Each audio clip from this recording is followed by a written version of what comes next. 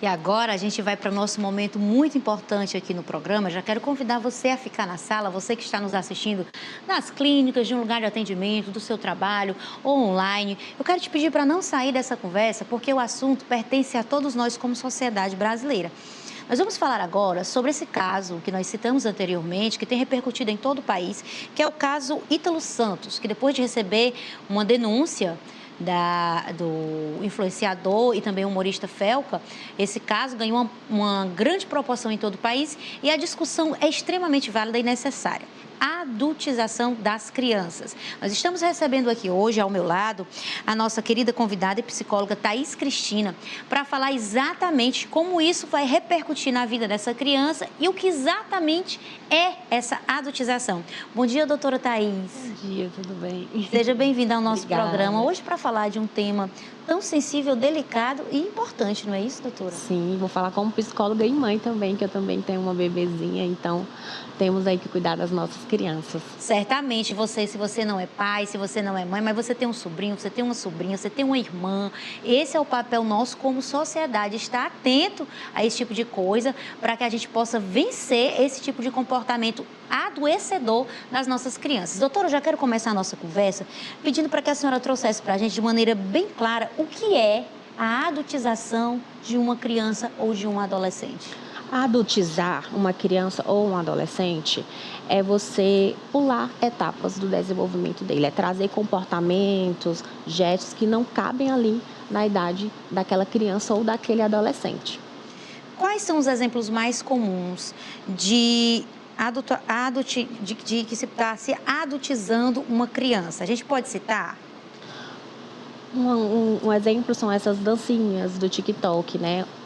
Anteriormente vocês comentaram a questão de antigamente ter essas dancinhas, mas que estava ok e hoje em dia não está ok. A questão é que se você bota uma dança, você está expondo aquela criança a milhares de pessoas e ela não tem essa consciência. A criança ela não sabe dizer sim ou não. Os pais ou responsáveis é que tem que dizer por aquela criança. Então, dancinhas do TikTok, vestimentas que não são próprias para aquela idade, tanto a criança ou adolescente, porque a gente fala muito das criancinhas pequenininhas, mas o adolescente também, ele não pode ser exposto como ele está sendo exposto hoje em dia. Então, dancinhas de TikTok, roupas, gestos também.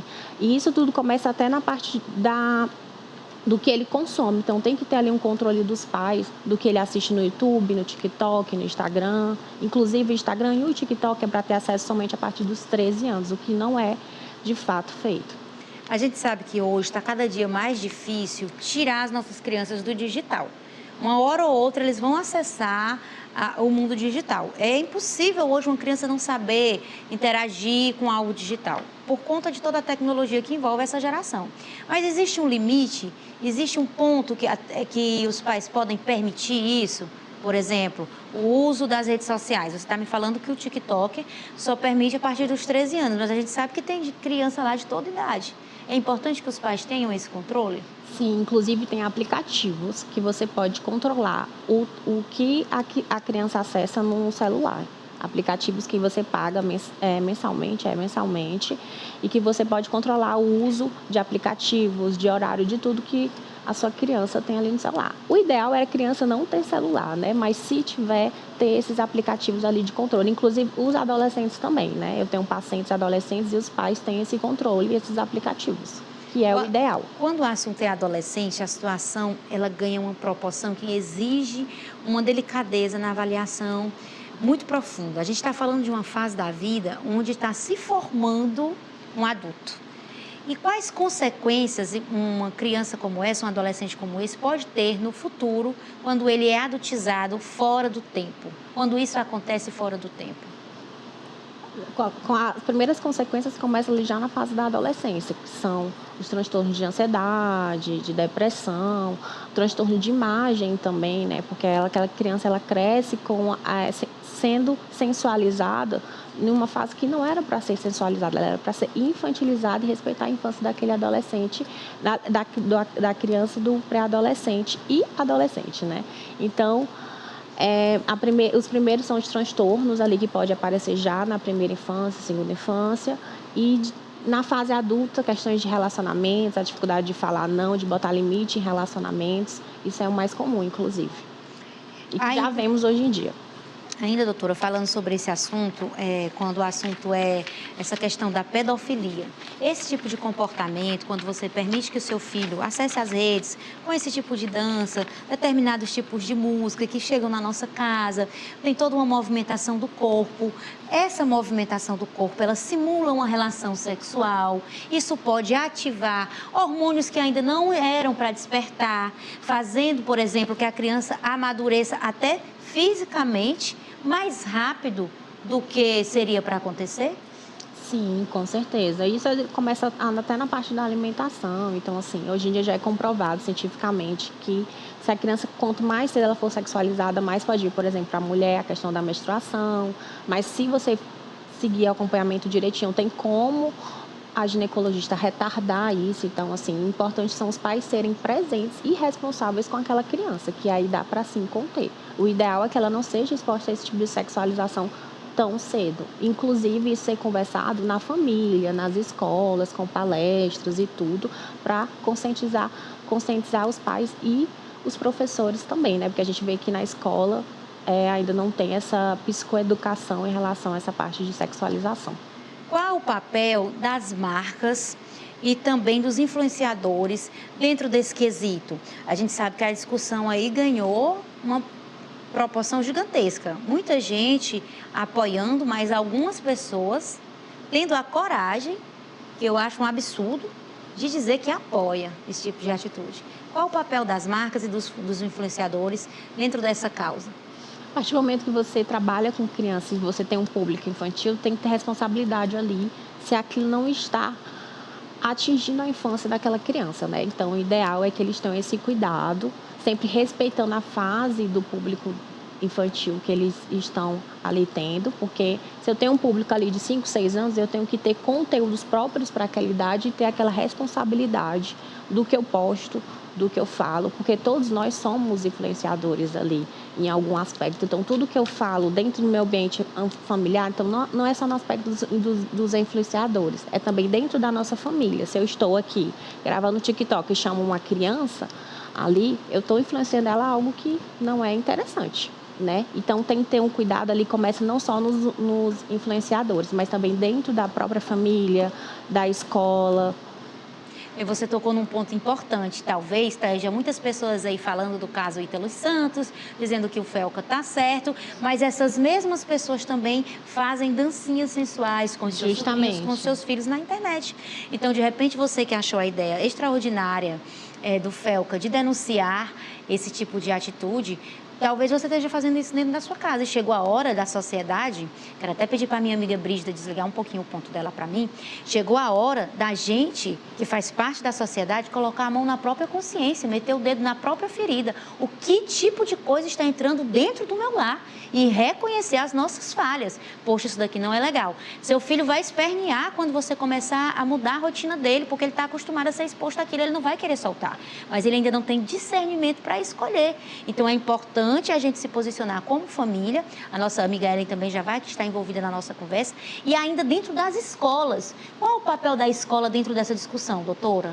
É a psicoeducação, né? Trazer psicólogos para poder explicar para os pais, para os professores também, para poder, quando vê algum tipo de situação assim, comunicar os pais, os responsáveis. Então, de fato, é trazer palestras, porque tá todo mundo assim assustado, mas ao mesmo tempo já chegou em um nível que já era para ter tido há muito tempo esse tipo de denúncia, né? Porque demorou, né? Demorou demais. Eu, por exemplo, tenho uma bebezinha de 2 anos e meio, então eu sempre tive todo o cuidado e eu vejo que as pessoas ainda não têm. Né? Por exemplo, eu não posso faltar minha filha de fralda, eu não posso faltar minha filha ali no momento íntimo. Então, assim, tem que ter um tipo de cuidado dos pais. Isso não estou falando para culpar os pais, mas sim de alertá-los. Ninguém quer mal o seu filho. Então, assim, é no aspecto de alertá-los mesmo. E é importante a gente ter essa sensibilidade de colocar a mão na nossa própria consciência. Gente, é necessário. Identificou, não, eu sou mãe e eu fiz isso em algum momento, mas eu quero reverter essa situação. Vai lá que dá tempo. Muda essa realidade. Ellen, você pretende ter filhos. Você gostaria que seu filho ou a sua filha nascesse em um lugar onde ela fosse exposta a esse tipo de comportamento? De jeito nenhum, eu já fico pensando, doutora, temerosa com o futuro, de como vai ser, né, o futuro dessa criança, que por muito tempo já foi uma questão se eu quero ter ou não filhos. Que acho que muita gente hoje pensa muito isso, assim, eu não quero ter filhos, o mundo está muito louco, então não vou colocar meu filho para ter que passar por tudo isso. Mas eu não quero pensar por essa ótica, eu quero ter meus filhos, eu costumo falar, meu pivete, e a gente vai viver uma vida muito linda, se Deus quiser. Vou tentar protegê-lo da melhor forma, mas também deixá-lo vivendo, né? Deixá-lo viver. Mas eu quero trazer agora um outro ponto, viu, Nayana e doutora? Que nesse vídeo também foi muito interessante, o vídeo do Felca. Além dessa adultização relacionada à parte sexual, existe também uma adultização dessas crianças, os mini-coaches. As crianças estão ali pegando o microfone ali de podcast e tudo, ensinando a como produzir, a como ser uma criança de sucesso, dizendo que não precisa fazer faculdade. Eu não vou fazer faculdade porque a faculdade vai atrapalhar o meu negócio. Assim, elas estão...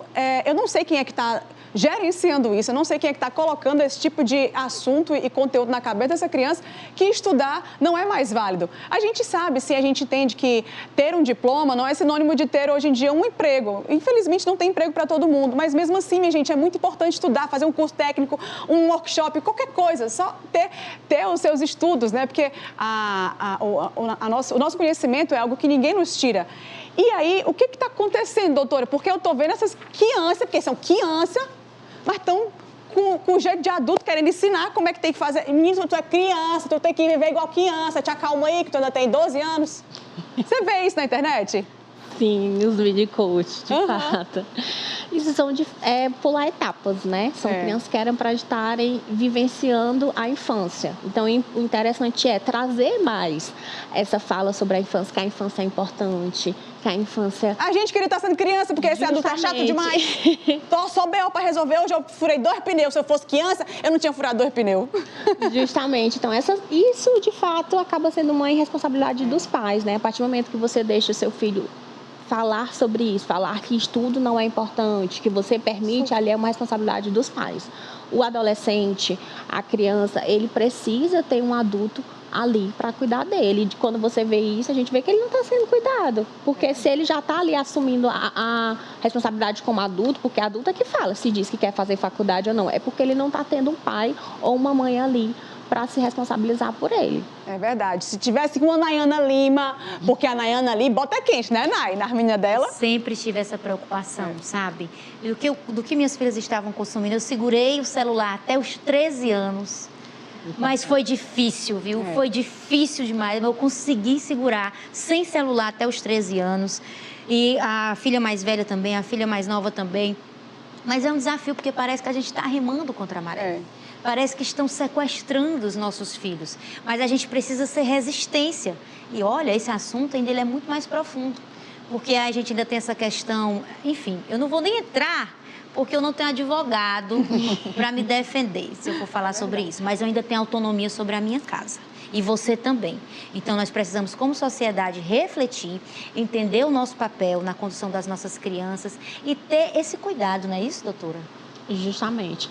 E os pais até poderem fazer cursos, né? Eu acho que hoje em dia as pessoas estão uma dificuldade na criação dos filhos, a questão de pais falar, mas meu filho é porque ele quer. Não é questão de querer, você diz o que ele quer, o que ele não quer até uma certa idade. Quando eu digo respeitar as crianças, respeitar a infância, não é você permitir que seu filho faça tudo, porque ele ainda não tem essa noção. Então, você como pai e mãe responsável, você tem que guiar ele ali num caminho mais saudável e preservar a infância. Isso é você ter ali um limite saudável na questão de telas, de conteúdos, de exposição.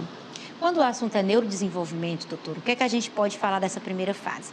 Quando a criança está se desenvolvendo, logo ali na primeira infância, até os 6 anos de idade, é o período que ela mais cria conexões neurais, que vão acompanhá-la ao longo da vida. Então, se esse período é prejudicado e conexões que não são utilizadas logo são esquecidas, que prejuízos na vida adulta isso pode trazer? Isso pode trazer atraso de desenvolvimento, que nós já temos aí inúmeros casos, né, por conta das telas e das exposições também. E eu, como psicanalista, também vou falar que a questão na fase adulta, né, trazer diversos ali problemas na fase sexual mesmo, nos relacionamentos. A gente vê diversos adolescentes hoje em dia já com essas consequências de exposição. E a gente vê, inclusive, casos de atrizes, atores que foram expostos muito pequenininhos, que eles têm diversos problemas de conduta, de sexualização ali na fase adulta. Então, a gente já vê consequências aí há muito tempo dessa exposição. É verdade, doutora, inúmeros casos. E a gente não quer isso para a nossa casa, para a nossa família. Pelo contrário, a gente quer que os nossos filhos cresçam bem. Existe uma frase que eu gosto muito, de um livro muito antigo que eu gosto de ler, que diz assim, é o livro de Eclesiástico, que está na Bíblia, que eu gosto dessa sabedoria, que há um propósito para cada tempo. Há um tempo de plantar, um tempo de colher, um tempo de juntar, um tempo de espalhar. Quando a gente inverte esses tempos, a gente tem um prejuízo. Um livro escrito há tanto tempo, trazer uma verdade tão profunda, e uma sociedade tão moderna, tão tecnológica, não compreender o básico. Lugar de criança é sendo criança, lugar de adolescente é sendo adolescente. E lugar de adulto é ser adulto, não é ter boneca para brincar de bebê reborn, não é não ter o seu trabalho. É importante viver cada fase da vida no seu tempo, para que a gente possa se desenvolver, não é isso, doutora? Qual é a dica de ouro para quem agora está nos assistindo? Claro, sem um olhar de crítica, sem um olhar de julgamento, mas que entendeu que em algum momento falhou nesse quesito, e que quer olhar para os filhos de uma outra maneira e zelar por essa infância, para que essa criança cresça e se desenvolva de uma maneira saudável. Qual é a dica de ouro, doutora? Primeiramente, pegar o celular do seu filho, o tablet e tudo, dar uma reformulada, botar um limite ali do que ele pode consumir, do que é saudável para ele. Diminuir o tempo de tela é interessante, eu sempre recomendo de 1 hora. Eu sei que é impossível tirar a tela 100%, eu também gosto desse acolhimento humanizado, de que, de fato, as pessoas ali precisam da tela, mas, se puder, diminuir o quanto puder e brincar com seu filho, né? Às vezes a gente está ali, bota a tela, mas o interessante é brincar com seu filho, deixar ele ser criança e mostrar que a infância, ela vale a pena ser vivida e que a gente vai passar tão rápido e mais na frente ele vai sentir muita falta de não ter vivenciado isso. E uma criança que não vivenciou a infância, ela tem traumas e consequências do resto da vida.